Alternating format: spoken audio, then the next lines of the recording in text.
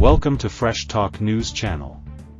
Today, we're diving into the latest political update that has Georgia buzzing. Governor Brian Kemp has made a major decision, one that's shaking up the political landscape. Despite intense pressure, strong poll numbers, and widespread support from key Republican figures, Kemp has decided he will not run for the U.S. Senate against Democrat Jon Ossoff. This announcement didn't just happen out of nowhere.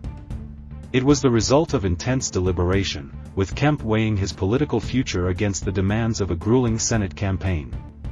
And the backdrop for his decision couldn't have been more picturesque: the Sea Island resort, where Kemp gathered with his closest allies, a setting that felt far removed from the intense political pressure swirling around him. In that private setting, Kemp finally revealed what he had been privately considering for a long time. His friends and supporters were eager to understand his reasoning, and Kemp didn't hold back. He offered a straightforward explanation: running for the U.S. Senate and serving in that role is a full-time commitment, and for Kemp, that level of dedication wasn't something he was ready to give. Reports from the Atlanta Journal-Constitution, which spoke with 7 of Kemp's allies, provided a behind-the-scenes look at how the decision unfolded. It wasn't a matter of fearing a loss. In fact, for months, Kemp was courted by powerful donors, influential party activists, and even sitting U.S. senators. They promised unwavering support, financial backing, and pointed to polls showing Democrat Jon Ossoff's vulnerabilities and Kemp's strong statewide appeal, and they weren't wrong.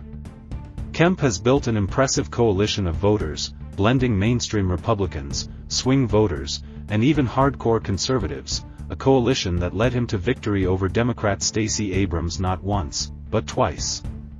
But despite all this support and momentum, a U.S. Senate seat was never part of Kemp's political ambitions. He listened to Senate GOP leaders, he considered their advice, but his gut instinct remained the same: stay out. One of his closest allies summed it up perfectly: he feels like he has the best job in politics. Does he really want to spend his last year and a half as governor campaigning for another position? This decision drew comparisons to another Georgia political legend, Zell Miller, a two-term governor who also struggled with the transition to the U.S. Senate.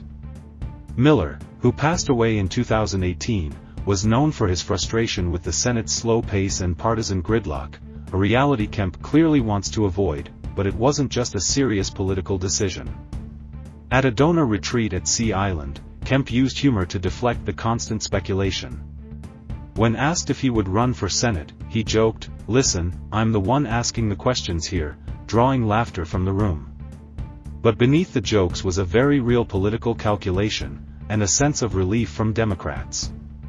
One senior Democrat even texted, "Praise Jesus," when Kemp's decision became public. After his narrow victory over Abrams in 2018, Kemp's political influence grew stronger. He built a resilient alliance of MAGA Republicans and moderate voters, a coalition that helped him defeat a Donald Trump-backed challenger in the GOP primary and then secure another win against Abrams in 2022. Even with his firm conservative record, passing strict anti-abortion laws, expanding gun rights, and overhauling election rules, Kemp remains broadly popular in Georgia. Recent polling by the Atlanta Journal-Constitution showed his approval rating around 60%, with strong support from independents, making him a formidable opponent in any race. Now, with Kemp out of the Senate race, the field is wide open. Names like Insurance Commissioner John King, U.S. Representative Mike Collins, and the controversial U.S. Representative Marjorie Taylor Greene are already being mentioned as potential contenders. But Kemp's story doesn't end here. Some believe he could pivot to a lucrative role in the private sector. Others think he might be eyeing a future White House bid in 2028. What's certain is that he won't be a silent observer. At his Sea Island retreat, he was already working the room, engaging major donors, and reminding everyone of his influence in Georgia politics. And though he won't be on the ballot, Kemp has a clear message for his supporters: I'm not on the ballot, but I'll be on the ball field. Thanks for watching Fresh Talk News Channel. Don't forget to like and subscribe for more news and updates.